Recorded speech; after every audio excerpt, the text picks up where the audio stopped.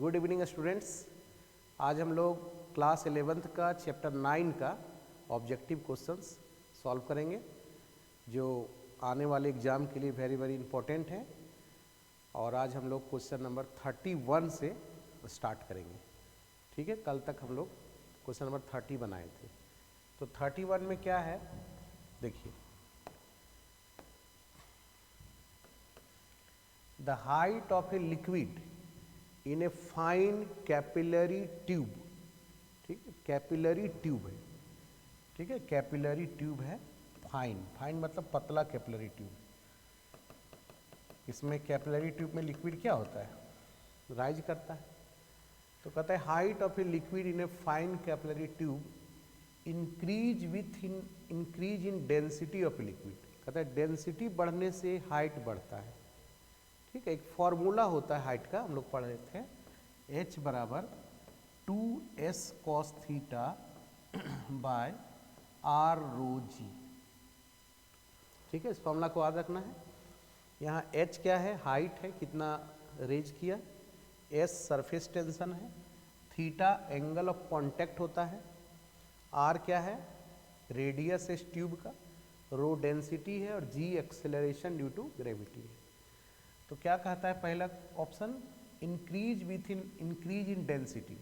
Density बढ़ने से height बढ़ेगा। रॉन्ग है ना, डेंसिटी बढ़ने से हाइट जो से बढ़ेगा नहीं, हाइट क्या होगा, घटेगा। ठीक है, तो पहला ऑप्शन क्या है, रॉन्ग है। दूसरा क्या है, इंक्रीज, क्या increase, height increase as the effective value of acceleration due to gravity decrease. मतलब जी का वैल्यू यदि डिक्रीज करेगा, इफेक्टिव वैल्यू जी का डिक्रीज करेगा, जी डिक्रीज करेगा तो हाइट क्या होगा, इंक्रीज करेगा। जी डिक्रीज करेगा तो हाइट इंक्रीज करेगा। सही है ये, जी डिक्रीज करेगा तो हाइट इंक्रीज करेगा, जी डिक्रीज करेगा तो हाइट बढ़ेगा, जी घटेगा तो हाइट बढ़ेगा। इन्वर्सली प्रोपोर्शनल है, सही है ये। ठीक है ना। सी नंबर क्या है, decrease with A decrease in diameter. Diameter मतलब रेडियस के घटने से ये भी घटेगा, ये गलत है ना। रेडियस घटेगा तो हाइट क्या होगा, बढ़ जाएगा। तो ये क्या है, रॉन्ग। अगला क्या है, decrease with in increase in surface tension. Surface tension के बढ़ने से हाइट घटेगा, ये भी रॉन्ग है। देखो सरफेस टेंशन के प्रोपोर्शनल है, सरफेस टेंशन घटेगा तो ये भी घटेगा, सरफेस टेंशन बढ़ेगा तो ये भी बढ़ेगा। यहाँ उल्टा बोल रहा है। ठीक है ना, इसका आंसर क्या हो जाएगा, बी ऑप्शन सही ऑप्शन है। ठीक है, 32 नंबर हम लोग देखते हैं। 32 number question, consider two lines on the surface of water. पानी के सरफेस पर दो लाइन हम लोग कंसिडर करते हैं। ठीक है, केप्ट इन अ बीकर, पानी कहाँ रखा गया, बीकर में। ठीक है, the length of one line is twice the others. पहला लाइन जो है, the length of one line is twice the others. मान लो वन लाइन ये है और सेकेंड वाला लाइन ये है, तो वन लाइन जो है ये है, वन लाइन मतलब फर्स्ट लाइन, और ये मेरा सेकेंड लाइन है। ठीक है, तो क्या कहता है, length of one line is twice the others. ये अदर्स है और ये वन लाइन है, तो वन लाइन का लेंथ ट्वाइस है। ट्वाइस मतलब यदि इसका एल है तो इसका 2l है। A force will be acting on the lines from either side. ठीक है, हम लोग जानते हैं कि कोहेसिव फोर्स लगता है, ये जो मॉलिक्यूल्स है ना वो कोहेसिव फोर्स लगाता है दोनों साइड। तो बोलता है कोई एक साइड में जो फोर्स लगता है वो दिया गया है। What is the ratio of magnitude of F1 F2। मान लो इस पर F1 फोर्स लग रहा है, इस पर F2 फोर्स लग रहा है, तो उस फोर्स का रेशियो क्या होगा F1 और F2 का। तो हम लोग जानते हैं कि सरफेस टेंशन बराबर फोर्स बाय लेंथ होता है, तो फोर्स बराबर क्या होगा, SL होगा। फोर्स बराबर क्या होगा, SL। तो F1 बराबर क्या होगा, S इंटू एल, एल कितना 2l, और F2 कितना होगा, S इंटू एल। ठीक है, तो हमको रेशियो निकालना है किसका किसका, F1 और F2 का, F1 बाय F2। तो 2SL बाय SL, कट गया SL से, 2:1 ये हो जाएगा। फोर्स का रेशियो निकालना है। ठीक है, सरफेस टेंशन तो सेम ही ना रहेगा, सेम वाटर है तो सरफेस टेंशन सेम रहेगा, बट लेंथ जो है लाइन का, इमेजिनरी लाइन है, उसका जो लेंथ है वो अलग अलग है, सरफेस टेंशन सेम है। तो तो फोर्स भी अलग अलग होगा, ठीक है ना, फोर्स ऑफ सरफेस टेंशन अलग अलग होगा। यहाँ पर कौन सा फोर्स लगता है, कोहेसिव फोर्स लगता है। सरफेस टेंशन कौन से फोर्स के कारण होता है, कोहेसिव फोर्स के कारण होता है। कोहेसिव फोर्स यदि स्ट्रांग है सरफेस टेंशन भी स्ट्रांग होगा। जैसे मर्क्यूरी में सरफेस टेंशन उसका ज़्यादा होता है with respect to other liquid.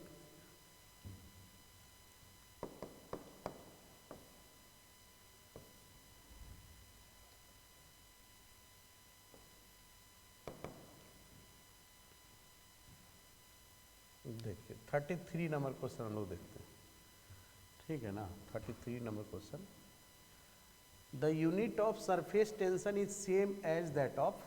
Surface tension का यूनिट किसके बराबर होता है, तो सरफेस टेंशन का यूनिट सरफेस एनर्जी के बराबर होता है, ठीक है। हम लोग पढ़ते हैं सरफेस टेंशन का यूनिट सरफेस एनर्जी के बराबर होता है। और सरफेस एनर्जी खुद क्या होता है, potential energy divided by area.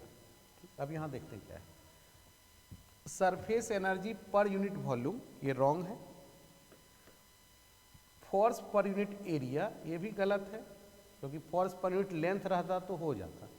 Surface energy पर unit area, surface energy per unit length, ये भी गलत, इसमें सब रॉन्ग है ना। इसका कोई भी आंसर सही नहीं है। इसमें आंसर सही होता है यदि लिखा रहता बस सरफेस एनर्जी, तो सही हो जाता। या लिखा रहता पोटेंशियल एनर्जी पर यूनिट एरिया, तब भी सही हो जाता है। कौन सा पोटेंशियल एनर्जी, लिक्विड के फ्री सरफेस का, ठीक है ना। देखिए नेक्स्ट क्वेश्चन क्या है, surface energy is, surface energy क्या है, kinetic energy of the surface molecules, force per unit length, यही हो, force per unit length. Surface energy जो है ना वो सरफेस टेंशन के बराबर होता है। सरफेस टेंशन क्या होता है, फोर्स पर यूनिट लेंथ होता है। सी में क्या है, the energy of molecule inside the beaker, beaker के अंदर, ठीक है, कि मॉलिक्यूल का एनर्जी नहीं, वो तो सरफेस का होता है। Extra energy that molecules at the surface have relative two molecules inside the liquid, नहीं, ये क्या होगा, force per unit length, B number होगा, ठीक है ना। 35 number question, the surface of water in contact with glass wall, ठीक है। वाटर का जो सरफेस होता है वो ग्लास वॉल के कांटेक्ट में कैसा होता है, प्लेन होता है, कॉन्वेक्स होता है, कॉनकेव होता है, तो कॉनकेव होता है। पानी के लिए कैसा होता है, कॉनकेव होता है, ठीक है। और यदि मर्क्यूरी रहता है तो कॉन्वेक्स होता है, उसका मिनिस्कस, क्या बोलते हैं उसको, मिनिस्कस। देखो जैसे मान लीजिए एक ग्लास का बर्तन है, एक ग्लास के बर्तन में लिया गया पानी, तो पानी का शेप ऐसा हो जाएगा, कॉनकेव शेप। कैसा शेप हो जाएगा, कॉनकेव शेप। और यदि लिक्विड ले लेंगे, ये मर्क्यूरी ले लेंगे, तो ऐसा शेप हो जाएगा, है ना। अब प्योर वाटर ले लेते हैं, जब प्योर वाटर, तो ऐसे होता है, प्लेन सरफेस, है ना, प्योर वाटर के, H2O के लिए।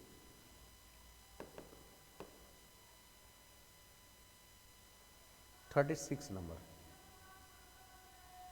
If the surface of a liquid is plane, किसी लिक्विड का सरफेस प्लेन है, तो पूछा है कि उसका एंगल ऑफ कांटेक्ट क्या होगा, ठीक है ना। तो प्लेन सरफेस यदि है ना, अभी दिखाए थे प्लेन सरफेस ना, तो उसका एंगल ऑफ कांटेक्ट क्या होगा, 90 डिग्री होगा। देखो प्लेन सरफेस है ऐसे, प्लेन सरफेस, तो इसका एंगल ऑफ कांटेक्ट क्या होता है, 90 डिग्री। देखो ये सरफेस है, ये पॉइंट ऑफ कांटेक्ट है, हम लोग यहाँ टेंजेंट खींचते हैं तो यही टेंजेंट हो गया।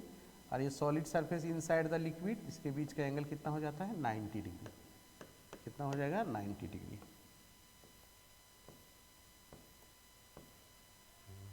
Zero degree acute angle 90 degree, ठीक है ना, 90 डिग्री। और जो लिक्विड यहाँ पर याद रखना चाहिए कि जो लिक्विड क्या करता है, सॉलिड सरफेस को भिंगा देता है, वेट करता है, उसका angle of contact acute angle होता है 90 से कम। और जो नहीं भिंगाता है जैसे मर्क्यूरी, उसका 90 से ज़्यादा, ठीक है। 37 नंबर क्वेश्चन है, insects are able to run on the surface of water, पानी के सतह पर जो इंसेक्ट होते हैं ना वो चल सकते हैं। तो देखो पानी का सरफेस जो होता है, ऊपरी सरफेस, फ्री सरफेस, जो सरफेस हवा के कांटेक्ट में है, वो एक स्ट्रेच्ड रबर के जैसा व्यवहार करता है ना, रबर का जैसे एक सीट है उसके जैसा व्यवहार करता है। तो उस पर इंसेक्ट जो है, कीड़े मकोड़े चल सकते हैं, ठीक है ना। तो कहता है कि surface tension makes it surface to behave as an elastic membrane. Surface tension के कारण जो ऊपर का सरफेस है वो एक रबर के सीट के जैसे इलास्टिक मेम्ब्रेन जैसा हो जाता है। तो ये सही है। फिर बी में बोला इंसेक्ट स्विम ऑन वाटर, बोलता है इंसेक्ट स्विम कर सकता है पानी में, इसीलिए वो तैरता है ना। नहीं, ये होगा ए नंबर। ठीक है, हम लोग पानी के सरफेस पर जो है ना, पानी का जो फ्री सरफेस है वो एक रबर के सीट जैसा व्यवहार करता है। यदि उसमें हम लोग जेंटली बहुत आराम से एक सुई को रखना चाहें तो सुई उस पर रह जाएगा, डूबेगा नहीं। ठीक है, और यदि आराम से नहीं रखते हैं तो डूबना ही है उसको, क्योंकि उसमें mg ज़्यादा है, बायंसी कम लगता है, वॉल्यूम उसका कम है। लेकिन आराम से रखेंगे तो वो उस पर रह जाता है।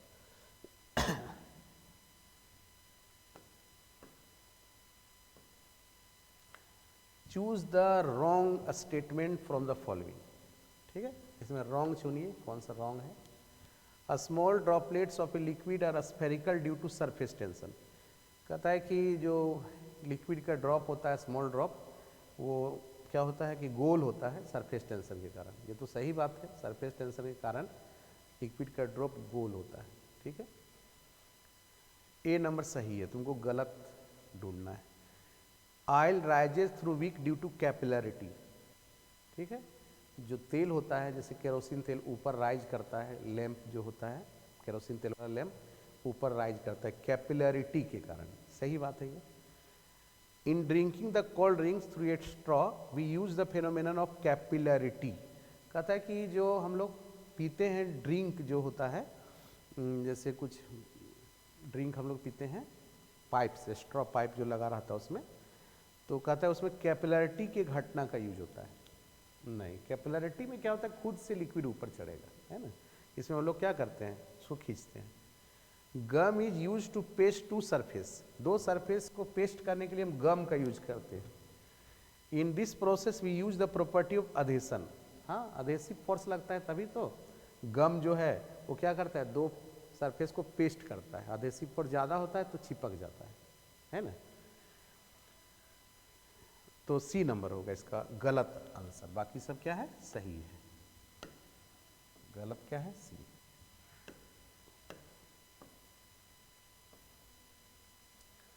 थर्टी 39 नंबर क्वेश्चन क्या है, a drop of water is broken into two drops. एक लिक्विड का ड्रॉप है, दो ड्रॉप में टूट गया। The sum of which property of two drops is equal to that of single one. ठीक है, ये मैथमेटिक्स है कि एक ड्रॉप दो ड्रॉप में टूट गया तो कौन सा प्रॉपर्टी जो है हम लोग का कांस्टेंट रहेगा, है ना। कौन सा प्रॉपर्टी होगा जो कि कांस्टेंट रहेगा। तो बताइए, वॉल्यूम कांस्टेंट रहेगा। हम लोग इस पर न्यूमेरिकल बनाते हैं कि एक ड्रॉप टूट गया बहुत सारे ड्रॉप में, तो क्या चीज़ कांस्टेंट है, तो वॉल्यूम कांस्टेंट है। क्या कांस्टेंट है, वॉल्यूम कांस्टेंट है। क्या कांस्टेंट है, वॉल्यूम। ठीक है, वॉल्यूम क्यों कांस्टेंट है, क्योंकि मास कांस्टेंट होता है। क्या कांस्टेंट होता है, मास कांस्टेंट होता है, इसलिए वॉल्यूम भी कांस्टेंट ले लेते हैं हम लोग। इस पर हम लोग क्वेश्चन भी बनाते हैं बहुत सारा। ठीक है, नेक्स्ट क्वेश्चन में हम लोग देखते हैं।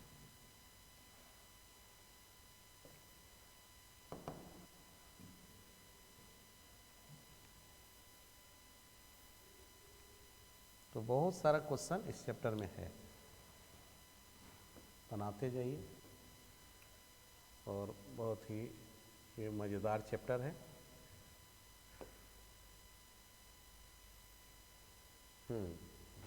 40 नंबर क्वेश्चन देखिए क्या कहता है, two drops of liquid merge to form a single drop. दो ड्रॉप है, मर्ज हो गया और सिंगल ड्रॉप बना लिया। तो इन this process energy is release. इसमें एनर्जी क्या होता है, रिलीज होता है ना, एनर्जी निकलता है। क्योंकि हम लोग कितना एनर्जी निकलता है वो भी फाइंड हो जाएगा। ये देखिए एक फार्मूला होता है W बराबर S डेल्टा ए, जहाँ S सरफेस टेंशन है, delta A change in surface area, है ना। इतना एनर्जी क्या होगा उसमें, लिबरेट होगा, निकलेगा, रिलीज होगा, है ना। 41 नंबर क्वेश्चन। ठीक है, what makes it difficult to separate two glass sheets. दो ग्लास का सीट को डिफिकल्ट है उसको अलग करना, having a drop of water between them. जैसे ग्लास का सीट है, बीच में पानी का ड्रॉप है, तो ग्लास का सीट को अलग करना मुश्किल है। क्या कारण है इसका, surface tension, viscosity, atmospheric pressure, gravity. Surface tension के कारण ऐसा होता है। किसके कारण होता है, सरफेस टेंशन के कारण, ठीक है ना।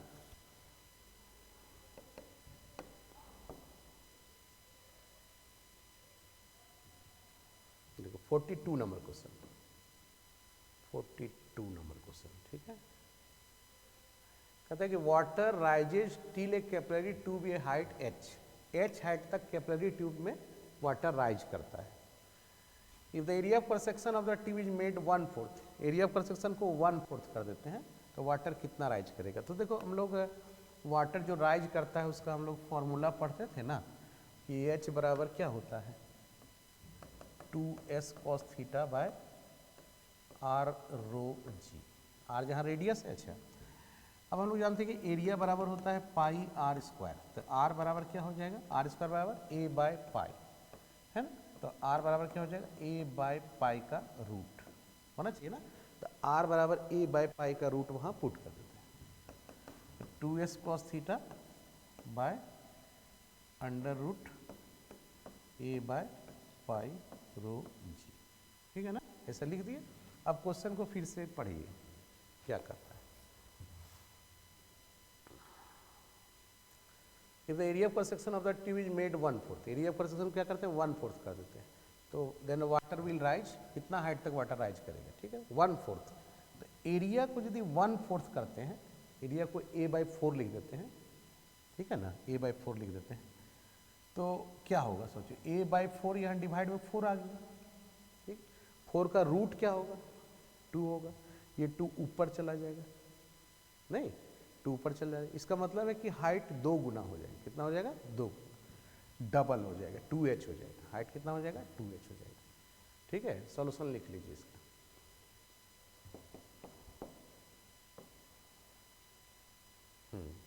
43 नंबर क्वेश्चन क्या कहता है, a liquid is flowing uniformly, एक लिक्विड जो है यूनिफॉर्मली फ्लो कर रहा है, तो net external force, uniformly flow कर रहा है लिक्विड, है, तो net external force causing the liquid to flow is less than viscous force, more than viscous force, equal to viscous force, not related to, equal to viscous force। देखो uniformly चल रहा है तो उस पर जो नेट एक्सटर्नल फोर्स लग रहा है वो विस्कस फोर्स के बराबर होना चाहिए, ठीक है, क्योंकि बराबर फोर्स होगा, अपोजिट में फोर्स लगता है, एक्सटर्नल फोर्स मान लो इधर है तो विस्कस फोर्स अपोजिट में होगा, तो नेट फोर्स 0 हो जाएगा। नेट फोर्स 0 होने से ही तो यूनिफॉर्मली चल सकता है ना, तभी तो एक्सेलरेशन 0 होगा, यूनिफॉर्म मोशन होगा, तो क्या होगा equal to viscous force. 44 number question, the maximum velocity of the liquid, liquid का maximum velocity up to which the flow is stream line, वह मैक्सिमम वेलोसिटी जहाँ तक लिक्विड का फ्लो स्ट्रीम लाइन होता है उसको बोलते हैं क्रिटिकल वेलोसिटी। कौन सा वेलोसिटी, क्रिटिकल वेलोसिटी। क्या फॉर्मूला होता है उसका, vc बराबर k इट्टा bye rho D, critical velocity. ये वह वेलोसिटी है जहाँ तक कोई लिक्विड स्ट्रीम लाइन शो करता है। यहाँ के क्या है, रेनॉल्ड्स नंबर, ईटा क्या है, कॉफिशिएंट ऑफ विस्कोसिटी, रो क्या है, डेंसिटी, और डी क्या है, डायमीटर ऑफ द ट्यूब। तो यहाँ क्या क्वेश्चन है अभी, up to which the flow is stream line does not, ठीक है ना, हम लोग आगे बढ़ते हैं, डज नॉट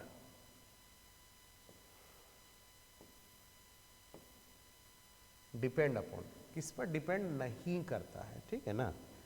तो जो क्रिटिकल वेलोसिटी किस पर डिपेंड नहीं करता है, तो देखो डायमीटर पर तो डिपेंड किया, मतलब रेडियस पर किया, pressure of the liquid, density of liquid, density पर किया, विस्कोसिटी पर किया, मतलब प्रेशर पर नहीं करता है, किस पर नहीं करता है, प्रेशर पर।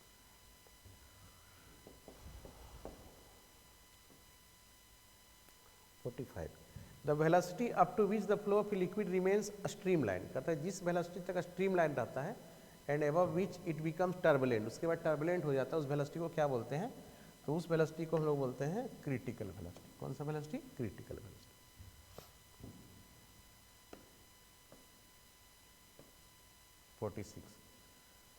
One of the major factors that determines the laminar or turbulent nature of flow of liquid, कहता है कि कौन सा जो है मेजर फैक्टर जो डिटरमिन करता है, ये बताता है कि लेमिनार फ्लो है कि टर्बुलेंट फ्लो है, तो वो क्या है, मेजर फैक्टर है वेलोसिटी ऑफ फ्लो, है ना। वेलोसिटी यदि कम है ना तो स्ट्रीमलाइन फ्लो होगा, यदि ज़्यादा वेलोसिटी है तो टर्बुलेंट फ्लो हो जाता है।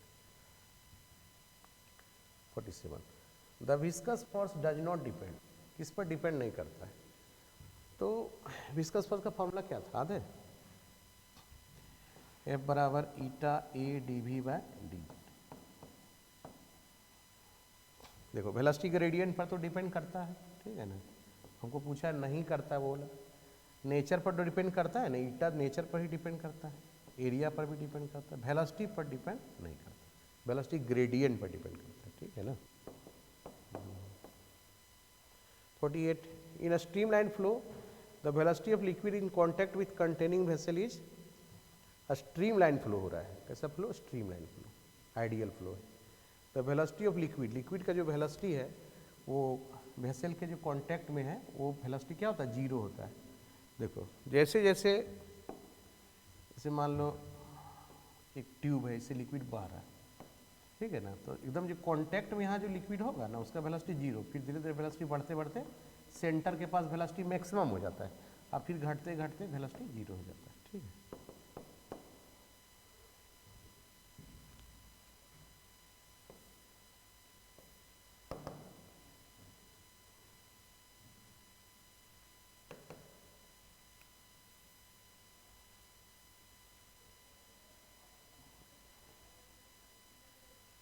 फोर्टी 49 नंबर हम लोग देखते हैं, क्वेश्चन है ना, कौन सा? 49। तो चलिए 49 हम लोग देखते हैं, 49 number question. A body is falling freely in A viscous liquid, कोई विस्कस लिक्विड है उसमें एक बॉडी फॉल कर रहा है ना, टर्मिनल वेलोसिटी वाला है ये। Finally it falls with constant velocity, falls with, finally जो है ये कांस्टेंट वेलोसिटी से चलता है। जब किसी लिक्विड में कोई बॉडी फॉल करता है तो शुरू में एक्सेलरेट होता है, बाद में कांस्टेंट हो जाता है, उस कांस्टेंट वेलोसिटी को बोलते हैं टर्मिनल वेलोसिटी। और टर्मिनल वेलोसिटी का फॉर्मूला कुछ याद है क्या होता है? 2/9 r² g by eta D minus rho, है ना। यहाँ डी बॉडी का डेंसिटी है, रो लिक्विड का डेंसिटी, आर रेडियस है बॉल का जिसको गिराया गया, जी तो समझ रहे हैं, ईटा कोफिशिएंट ऑफ विस्कोसिटी। तो शुरू में एक्सेलरेशन से बाद में constant velocity. 50 number question, hot syrup flows faster because, जो हॉट सिरप है फास्टर चलता है, कारण कि हॉट यदि है वो तो विस्कोसिटी कम हो जाता है, तो विस्कोसिटी कम हो गया, विरोध कम है तो फास्ट चलता है, विस्कोसिटी क्या होगा? डिक्रीज कर जाता है इसका। 51 number, in which of the following condition can the Bernoulli equation not be used, कहते हैं बर्नौली इक्वेशन कब यूज नहीं होगा, तो हम लोग पढ़े थे बर्नौली थ्योरम, तो बर्नौली थ्योरम कब यूज नहीं होगा? देखो जब विस्कस फ्लो होगा, कैसा फ्लो होगा? विस्कस, नॉन विस्कस लिक्विड चाहिए बर्नौली के लिए, है ना, उसमें कंजर्वेशन ऑफ एनर्जी हम लोग अप्लाई करते हैं। इनकम्प्रेसिबल फ्लूइड तो चाहिए ही, हमको नहीं चाहिए सो पूछा है, in which of the following condition can the not be used, है ना। इनकम्प्रेसिबल फ्लूइड चाहिए, स्टेडी फ्लो चाहिए, लेमिनार फ्लो चाहिए, विस्कस नहीं चाहिए। To which type of fluid is Bernoulli theorem strictly applicable, बोलता है कि किस तरह के फ्लूइड के लिए बर्नौली थ्योरम जो है स्ट्रिक्टली अप्लीकेबल है, विस्कस के लिए नहीं। एनिसोट्रॉपिक, कंप्रेसिबल, कंप्रेसिबल के लिए नहीं लागू होगा, किसके लिए होगा? इनकम्प्रेसिबल के लिए, है ना, यहाँ कंप्रेसिबल तो नहीं लागू होगा, तो to which type of theorem strictly applicable, तो स्ट्रिक्टली अभी देखते हैं हम लोग को मिलेगा आगे।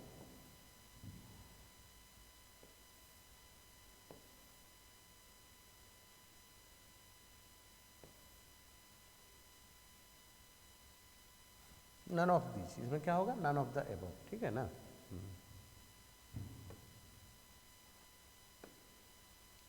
53 नंबर क्वेश्चन है कि स्पीड ऑफ इफ्लक्स, क्या होता है स्पीड ऑफ इफ्लक्स? देखो जैसे कोई लिक्विड है इस बर्तन में भरा हुआ है, और यहाँ पर एक हम लोग हॉल बना देते हैं यहाँ पर, और हॉल से लिक्विड बाहर निकल रहा है इसे, ठीक है ना, प्रोजेक्टाइल मोशन होगा ना, हॉरिजॉन्टल वेलोसिटी है तो इसको बोलते हैं इस वेलोसिटी को speed of efflux. In case of A tank with a hall at the bottom, bottom के पास हॉल है यहाँ पर, है ना, तो इस वेलोसिटी का फॉर्मूला तुमको याद रखना है कि अंडर रूट 2GH होता है, जहाँ H ये वाला लिक्विड यहाँ तक है, तो ये हाइट है ना लिक्विड का हाइट। तो कहता है कि in case of A tank with A hall at the bottom, bottom के पास हॉल है, तो depends upon which of the following factor, किस पर डिपेंड करता है, ठीक है ना। तो किस पर डिपेंड करता है, इस थोड़ा सा एरिया पर डिपेंड करता है, नहीं। डेंसिटी पर डिपेंड करता है, नहीं। हाइट पर डिपेंड करता है, किस पर डिपेंड करता है, height of the hall from the liquid, liquid से हाइट क्या है इसका, डेप्थ क्या बोलना चाहिए था, हाइट पर।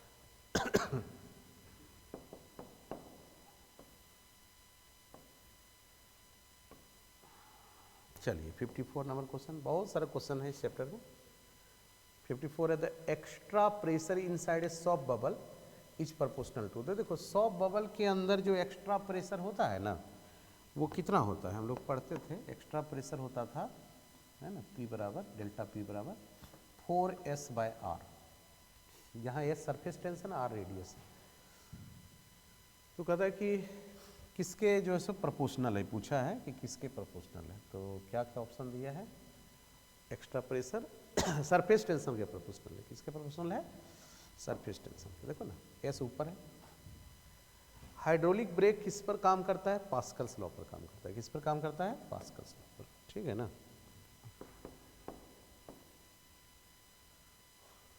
56 sudden fall in the atmospheric pressure by a large amount, अचानक से जो है सो एटमॉस्फेरिक प्रेशर घट गया ज़्यादा मात्रा में, किसके कारण ऐसा होता है, नहीं इसमें क्या होता है, कौन सी घटना, स्टॉर्म होता है ना। स्टॉर्म में क्या होगा, तूफान जब आता है अचानक से एटमॉस्फेरिक प्रेशर क्या होता है, घट जाता है।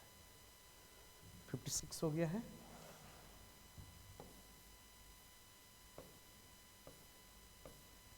ठीक है, कितना क्वेश्चन है, 70 क्वेश्चन इसमें, है ना। तो हम लोग बनाते चलते हैं।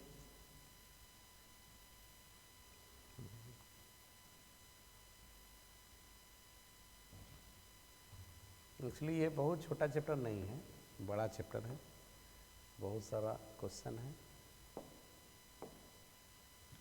कहता है कि 57 में if two liquids of masses M1 of density ρ1, दो लिक्विड है, क्या है, दो लिक्विड है, एक का मास है M1 डेंसिटी है ρ1, दूसरे का मास है M2 डेंसिटी है ρ2, उसको मिक्स कर देते हैं, क्या करते हैं, मिक्स करते हैं।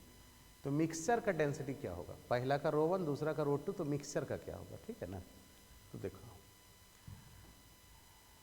यदि हम लोग ऐसा लिखें कि M बराबर M1 प्लस M2, कोई दिक्कत, पहला लिक्विड का मास दूसरे लिक्विड का मास तीसरा लिक्विड नहीं, मिक्सचर के मास के बराबर, तो मास बराबर हम लोग लिख सकते हैं, क्या लिख सकते हैं, हमको चाहिए डेंसिटी ना मिक्सचर का, निकल जाएगा, तो मास कितना हो जाएगा बताइए, मास बराबर वॉल्यूम गुना डेंसिटी, ठीक है, वॉल्यूम गुना डेंसिटी, फिर वॉल्यूम गुना डेंसिटी, ठीक है ना। और यहाँ भी लिखो V1 plus V2 into rho, इसे लिख सकते हैं ना। तो यहाँ से हम लोग को चाहिए अच्छा मास के रूप में, यहाँ आंसर जो दिया हुआ ऑप्शन सब किस रूप में है, मास के रूप में, तो मास के रूप में आ जाएगा, हमको डेंसिटी चाहिए ना मिक्सचर का, तो रो बराबर क्या लिखेंगे, V1 ρ1 V2 ρ2 bye V1 plus V2, ठीक है। अच्छा इस V1 को थोड़ा चेंज कर दो, चूँकि V के रूप में यहाँ नहीं है कुछ भी दिया हुआ है ना, तो V को लिख दो M1 बाय ρ1 इंटू ρ1, मास के रूप में ही दिया हुआ है, वो मास के रूप में आ जाएगा, तुरंत आ जाएगा, देखो ना, M2 बाय ρ2 इंटू ρ2, और बाय V1 को लिखो M1 बाय ρ1 M2 बाय ρ2, है ना। इसको चेंज करने की जरूरत नहीं था, ये रो कट जाता है, तो आ जाएगा आंसर, रो कट जाएगा, ये रो कट जाएगा, ठीक है ना। ये ρ1 ρ2 तुम LCM ले लो, तो क्या हो जाएगा, हो जाएगा M1 प्लस M2, और ρ1 ρ2 LCM ले लेते हैं ना, तो ऊपर चला जाएगा ये ρ1 ρ2, और हो जाएगा यहाँ M1 ρ2 प्लस M2 ρ1, तो ये आ जाएगा आंसर तुम्हारा, ये आंसर, ठीक है ना, ये आंसर आ जाएगा, ठीक है, नोट कर लो।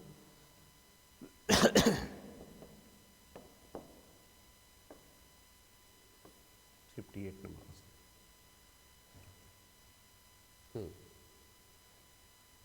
कहता है कि the contact angle determines the whether liquid will rise or get depress. बोलता है कि कॉन्टैक्ट एंगल ये बताता है कि लिक्विड राइज करेगा कि डिप्रेस होगा, है ना। along a solid surface, select the correct statement regarding the same। इसके लिए करेक्ट स्टेटमेंट क्या है, 4 statement. If contact angle is found to be less than 90 degree, यदि कॉन्टैक्ट एंगल 90 से कम है तो liquid will have rise along the solid surface. तो सॉलिड सरफेस में क्या होगा, राइज करेगा। सही बोल रहा है ना, 90 से जब कम रहता था तो ऊपर बढ़ता था। If contact angle found to be greater than 90 degree, यदि 90 से ज़्यादा है तो लिक्विड डिप्रेस होगा। लिक्विड क्या होगा, डिप्रेस होगा। सही बात है, 90 से यदि ज़्यादा होगा, ग्रेटर होगा, जैसे मर्क्यूरी के लिए डिप्रेस हो जाता है liquid.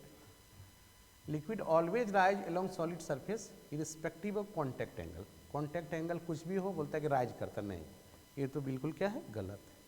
Liquid always get depress along solid surface, always depress होता है, ये भी गलत है ना। तो इसमें 2 ऑप्शन क्या है, सही है। अब दोनों ऑप्शन थोड़ा देख लेते हैं हम लोग। Contact angle found to be less than 90 degree, liquid will have rise along the solid surface, एकदम बिल्कुल सही है ये, है ना। हमको सही ना करेक्ट करना है, सही लेना है। If contact angle found to be greater than 90, greater than 90 है तो liquid will have depress along the solid surface, है, ये भी सही है।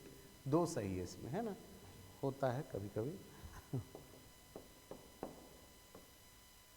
59 कहता है consider a capillary tube in which water has risen. एक कैपिलरी ट्यूब है, इसमें वाटर जो है सो राइज कर गया।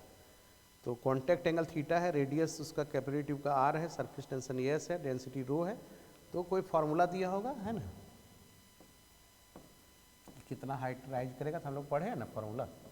क्या होता है फार्मूला, देखो ये पूछा कि राइजन कितना होगा ना, हाइट ऑफ वाटर राइज कितना होगा, तो यही होता है 2s cos theta by R rho g. क्या होता है, 2s cos theta by R rho g. Kerosene oil rises in a wick of a lantern because of, kerosene तेल ऊपर जाता है ना लांटेन में, बत्ती से जो बाती रहता है उसमें, उससे किसके कारण होता है, कैपिलरी एक्शन के कारण। किसके कारण होता है, कैपिलरी एक्शन के कारण होता है, ठीक है ना।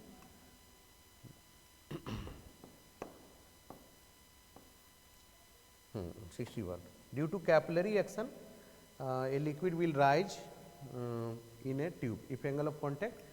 कहता है कैपिलरी एक्शन में लिक्विड जो है ऊपर जाता है तो एंगल ऑफ कॉन्टैक्ट क्या होगा, एक्यूट होगा, है, 90 से कम होगा, एक्यूट होगा। क्या होगा, एक्यूट। और यदि ऑब्ट्यूस रहता है तो डिप्रेस होगा, नीचे जाएगा। 62 with increase in temperature, temperature बढ़ने से, टेम्परेचर के बढ़ने से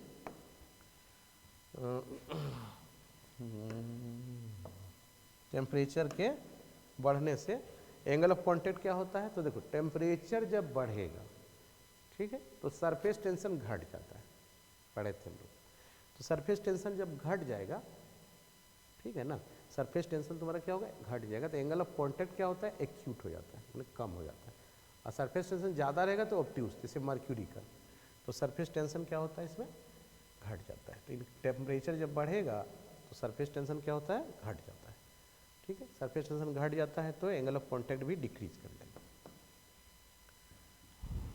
ठीक है ना। Surface tension, a drop of oil is placed on surface of water, water के सरफेस पर एक ऑयल का ड्रॉप रखा गया, पानी ये तेल का ड्रॉप रखा गया, तो क्या होगा, which of the following is correct. It will remain on it as a sphere, बोलता है कि स्फीयर के जैसा रहेगा, नहीं रहेगा स्फीयर के जैसा।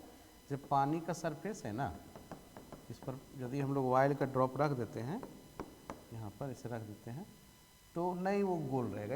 इसलिए ना, क्योंकि ऑयल को मॉलिक्यूल और वाटर के मॉलिक्यूल के बीच जो एडहेसिव फोर्स लग रहा है वो ज़्यादा होता है कोहेसिव के तुलना में। वाटर के अंदर जो मॉलिक्यूल्स है उसका कोहेसिव फोर्स कमज़ोर होता है, तो ये क्या होगा ना, इस पर फैल जाएगा इसे, है ना। जो मॉलिक्यूल है ये गोल नहीं रह करके पानी की तरफ अट्रैक्ट हो जाता है, ठीक है ना। तो और भी ऑप्शन देखते हैं। इट विल रिमेन्स, बोला कि स्फीयर के जैसा रह जाएगा, नहीं, स्फीयर के जैसा नहीं रहता है, प्रैक्टिकल करके भी तुम देख सकते हो, ठीक है ना।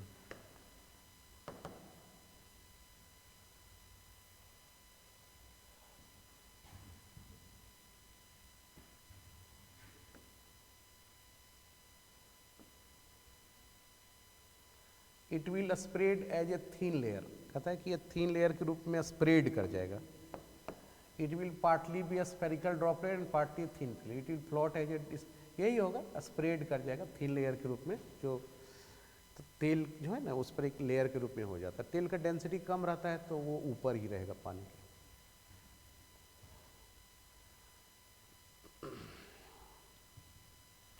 When a pinch of salt or any other salt, मतलब सॉल्ट है, थोड़ा सा सॉल्ट लेते हैं एक चुटकी, और कोई भी सॉल्ट लेते हैं, उसको पानी में जो सोलूबल रहे वैसा सॉल्ट लेते हैं, उसको ऐड करते हैं पानी में, तो सरफेस टेंशन क्या होता है, बढ़ जाता है। क्या होता है, बढ़ जाता है। हम लोग पढ़े थे कि जब हम लोग पानी में डालेंगे सॉल्ट तो हाइड्रोजन बॉन्ड होता है उसमें, वो इंक्रीज करता है, तो उससे क्या होता है, कोहेसिव फोर्स बढ़ जाता है। कोहेसिव फोर्स जब बढ़ता है तो सरफेस टेंशन बढ़ जाता है। अब पानी को जब गर्म करते हैं तो सरफेस टेंशन घट जाता है। ठीक है, हम लोग को हॉट सूप पीने में अच्छा लगता है कोल्ड सूप की अपेक्षा, है ना। सूप समझ रहे हो ना, veg soup, non veg soup, तो वो यदि गर्म है तो ज़्यादा अच्छा लगता है, कारण कि गर्म रहने से सरफेस टेंशन कम हो जाता है, और हमारे जीभ पर जब पड़ता है तो जो जीभ में जो टेस्ट बर्ड्स होते हैं, ठीक है, उस पर ज़्यादा वो फैलता है, जिसके कारण कि ज़्यादा टेस्टी लगता है। कब ज़्यादा फैलेगा, जब सरफेस टेंशन कम रहता है। तो पानी को गर्म करते हैं, सरफेस टेंशन घट जाता है। पानी में जब हम लोग डिटर्जेंट मिलाते हैं, साबुन मिलाते हैं, तो सरफेस टेंशन घट जाता है। सरफेस टेंशन घट जाएगा तो कपड़ा अच्छे से साफ होता है ना। लेकिन यदि हम लोग सॉल्ट उसमें मिलाते हैं तो सरफेस टेंशन बढ़ जाता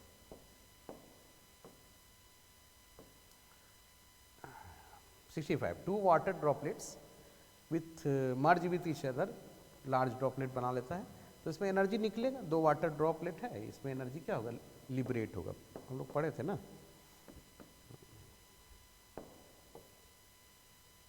eight critical temperature, very high temperature, surface tension क्या होगा, जीरो हो जाता है। सरफेस टेंशन क्या होता है, जीरो। वेरी हाई टेम्परेचर पर सरफेस टेंशन जीरो हो जाएगा।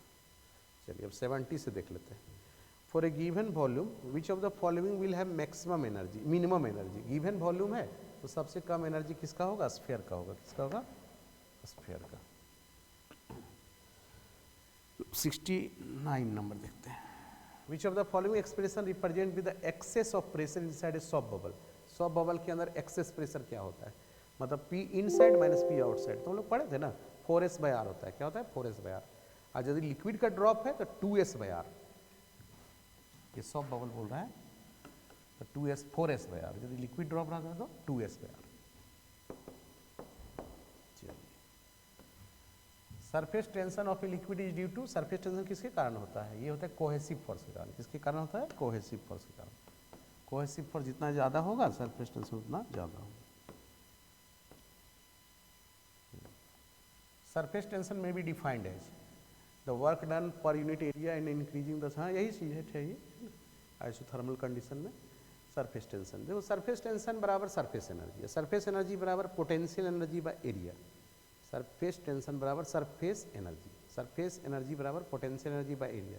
अब पोटेंशियल एनर्जी बराबर वर्क डन होता है पोटेंशियल एनर्जी, तो वर्क डन बाय एरिया। ठीक है, work done per unit area in increasing the surface area of a liquid. Isothermal condition होता है यहाँ, है कैसे कंडीशन, आइसोथर्मल, जिसमें टेम्परेचर क्या होता है, कांस्टेंट होता है। ठीक है, तो यहीं तक आज हम लोग पढ़ेंगे, और अगले दिन हम लोग नेक्स्ट चैप्टर लेकर के आते हैं। ठीक है, थैंक यू, गुड नाइट। आप सभी पढ़ते रहें और 11th क्लास के एग्ज़ाम की तैयारी करते रहें। बहुत बहुत धन्यवाद।